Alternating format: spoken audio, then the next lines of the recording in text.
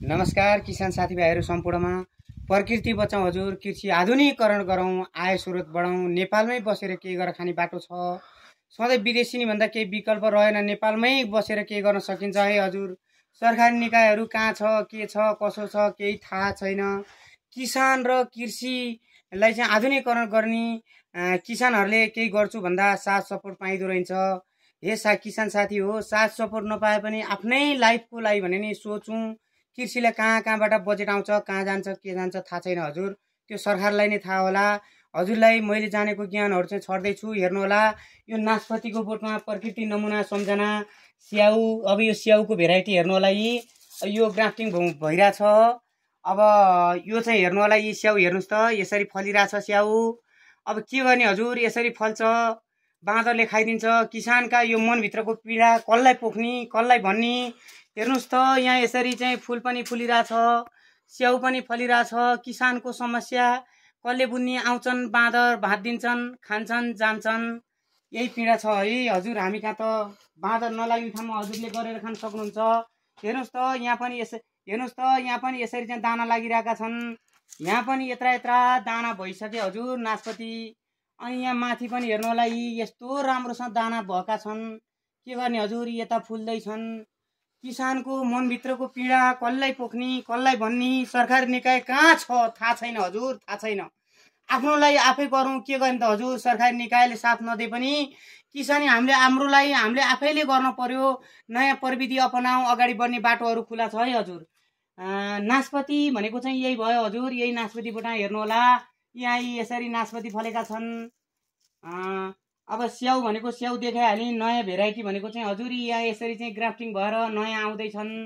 अर्को यतापट्टि एउटा ग्राफ्टिङ भएर आउँदैछ। यसको चाहिँ अब सफलता रिजल्ट आउन बाँकी छ। यसका क्वालिटी कस्तो आउँछ, यसको स्वाद कस्तो, टेस्ट कस्तो आउँछ, सरकारी निकायलाई ध्यान भइदिएको भए राम्रो हुन्थ्यो। सरकारी निकायको ध्यान कता छ थाहा छैन हजुर। किसानलाई पनि अगाडि बढाउने बाटो, किसान बिना बाँच्न सकिन्न भने कहिले आउला ज्ञान। यो ज्ञान मात्र आइदिए पनि किसानलाई अलिकति केही राम्रो हुन्थ्यो होला। अब सबै आफन्तलाई मात्रै हो कि गर्छु भने किसानलाई हो, त्यो चाहिँ मलाई थाहा छैन हजुर। ल हेर्नु होला, यसरी मैले नाम राखेको छु। यो आम्रपाली आँप भए, सुन कागती हजुर, एयरलेयरिङ, सुन कागती एयरलेयरिङ। यसरी चाहिँ हामीले एयरलेयरिङ गरेर बोटमै जरा हालेर निकाल्न सकिन्छ। किन्दा पनि किसानलाई गाह्रो छ। वरिपरि छरछिमेकमा चाहिँ यसरी चाहिँ तपाईँको चाहिँ कागतीका बोट छ भने हामीले कागतीको एयरलेयरिङ गरेर बिरुवा निकाल्न सकिन्छ। यो फर्पिङ नासपतिमा चाहिँ मैले स्याउ ग्राफ्टिङ गरेको हजुर। अब यहाँ अर्को छ हेर्नुहोस् त, ग्राफ्टिङ प्रकृति धेरै थरी भनेको छु।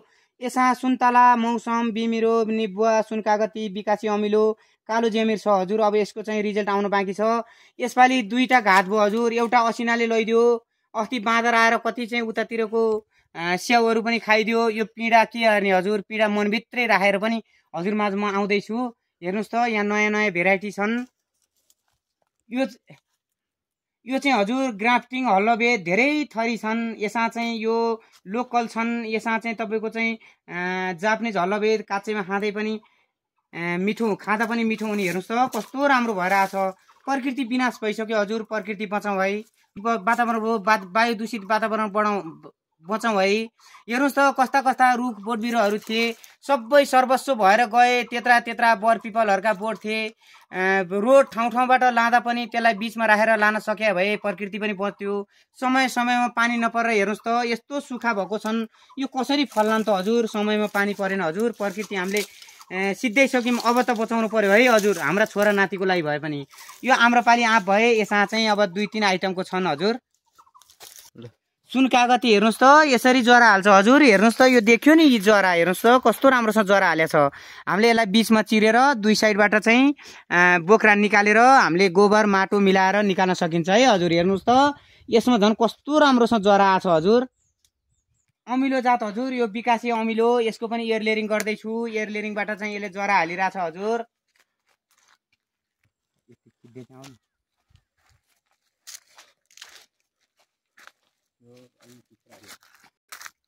यो रिङ ग्राफ्टिङ नासपति, स्याउ, चियाबोट, फर्पिङ नासपति बनाएको थिएँ। ग्राफ्टिङ स्याउ पनि बनाएको थिएँ। के गर्ने हजुर, हाम्रो पीडा कसले बुझ्ने। हेर्नुहोस् त, सुक्खा लाएर यसरी चाहिँ स्याउका बोटहरू, नासपतिका बोटहरू मर्न लागिसके।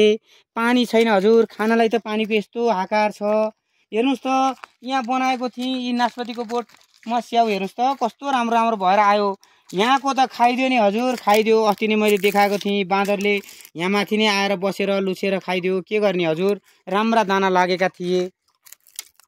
यो ठुलो बिमिरो हजुर, एयर लेयरिङ यसरी गरेको छु। हेर्नुहोस् त यसरी हाम्रो एयर लेयरिङ गरेर नि बिरुवा बिमिरो पनि निकाल्न सकिन्छ है।